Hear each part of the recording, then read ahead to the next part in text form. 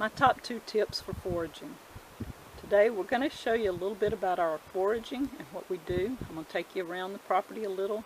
Just ignore the sound of the wind because it is blowing a little today.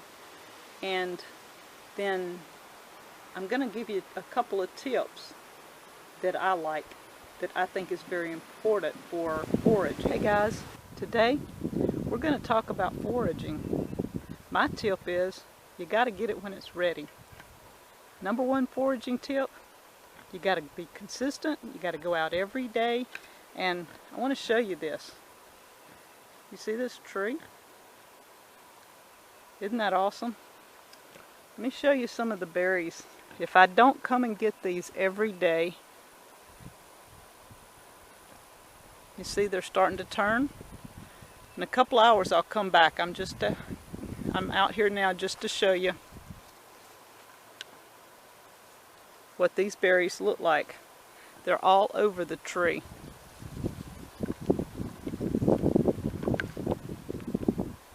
If you're going to forage, you've got to be consistent.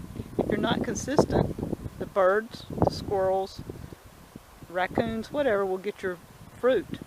We have so many fruit trees here that we have to pick every day when it's ready. I can't say I'll pick it this weekend because this weekend somebody else is going to got it and it's not going to be me. So I come out every morning at say 7 o'clock and I pick over my berries that are ready. I have mulberries, as you can see. We have some huckleberries that are starting to get ready. We have strawberries that are getting ready. And we discovered yesterday we've got dewberries. So that means I've got to be on my toes if I want these. They're early this year and I don't want animals to eat my berries. So we're headed over here. You can probably see the house in the background.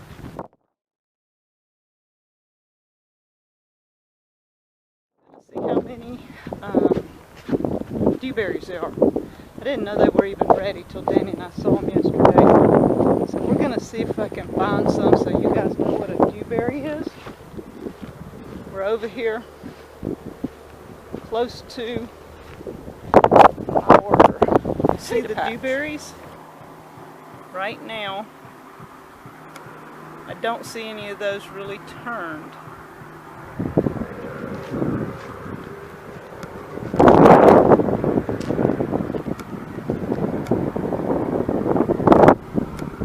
These things have briars on them now. You see how big and red they are?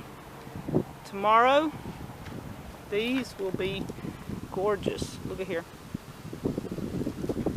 Look at that. Isn't that awesome? Just like a giant blackberry, but they're called dewberries. Dewberries run the ground like this. When you see them on the ground and they're really close to the ground, these berries come out first. Blackberries will come out in a couple of, probably a month, and the blackberries will be vines that stick up. They will come out of the ground more like this right here, and they'll bloom and put on berries. But this here is your dewberries on the ground. They run close to the ground. And I'm not getting very many yet, but we will. We'll go over to Danny's daughter's property. She has gobs of these things over there. And yes, gobs is a word. Look, this is red clover. We have this everywhere. It grows really great. It makes an excellent tea. So, not only will we have mint, let's take some of the clover leaves and make tea. I just got to figure out what we're going to have to eat with all my foraging stuff. That's usually what I do. I go out and I forage and I keep my eyes open for whatever's available. And if you like poke salad, there you go. I just don't like poke salad, and I have some collards and I also have lettuce. So I'd rather have the collards and lettuce.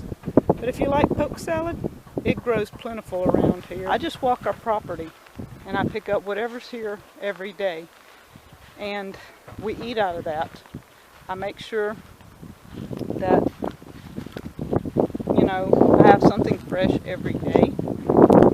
And today it's going to be carrots, asparagus, lettuce, dewberries, strawberries, huckleberries,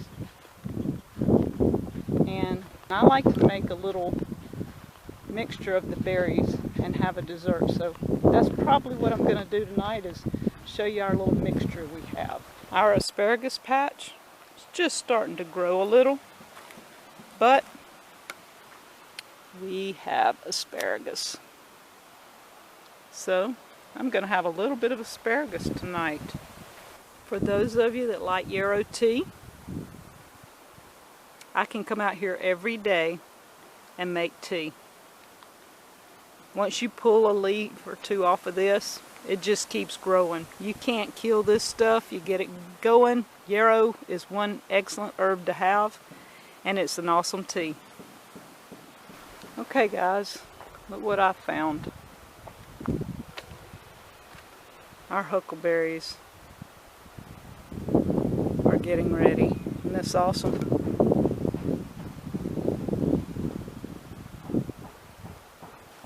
See how pretty? These make some awesome pies. You can put them in your salads. You can make smoothies. These things are just awesome. Used any way a blueberry can be used. They're just smaller. And it takes a lot more of them to make jams, but I do make jams. And when I do, I charge more for them. We have several types of mint. This grows under our peach tree here by the door.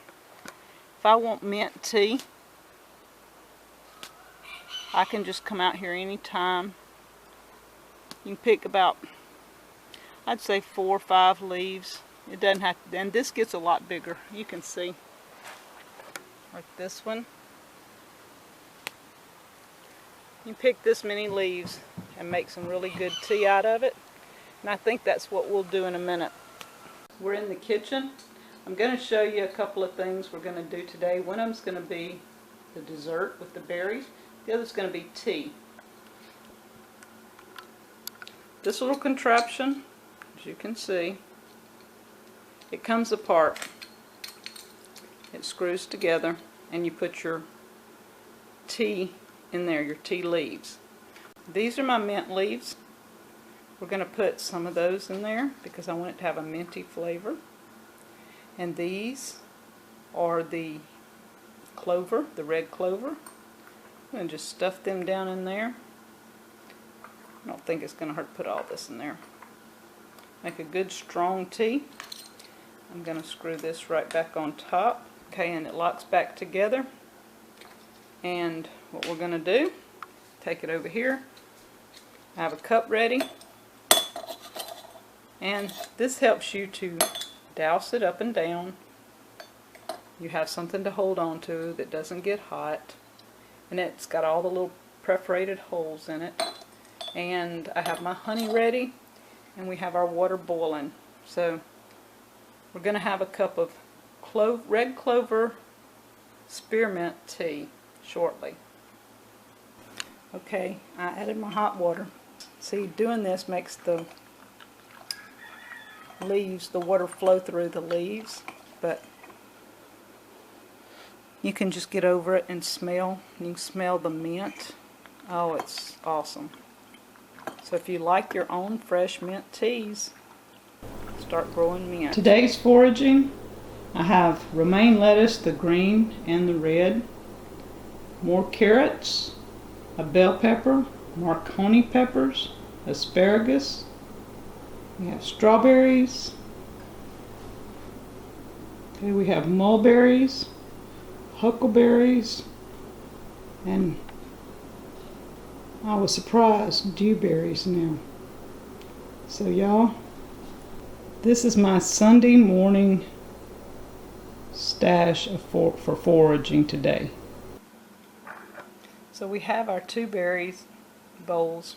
I'm going to add a little bit of honey, and that's going to be a dessert after a while. This is what we do when we forage. I will put a little bit in each bag until I get a lot. If I don't have very many berries, as you can see, there's not many huckleberries, but in a week I'll probably have about a pint, maybe a little more. Huckleberries take a long time to collect. These are dewberries. Probably over the next week, week and a half, I can have a quart easily, maybe 2 quarts. It's according to how fast they turn. Mulberries, I will have 2 quarts of these easy by the end of the week. Strawberries, as they turn, I bring them in.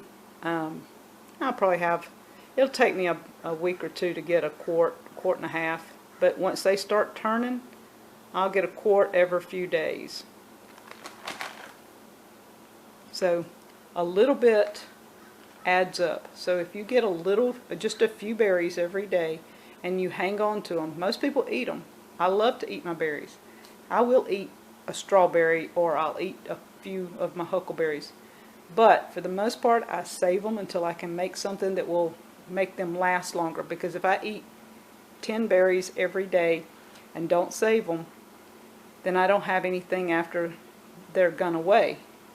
But if I save those 10 berries for a week or two, I can make jelly, and jelly lasts a long time. So it's all about in saving and preparing.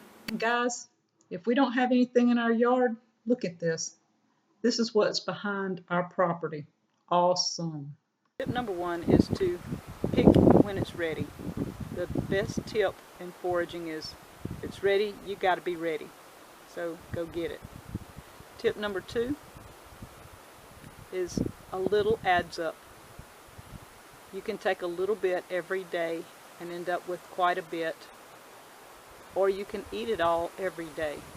Either way, but if you need some for long term, save some. A little goes a long ways in the end. Thank you from Deep South Homestead.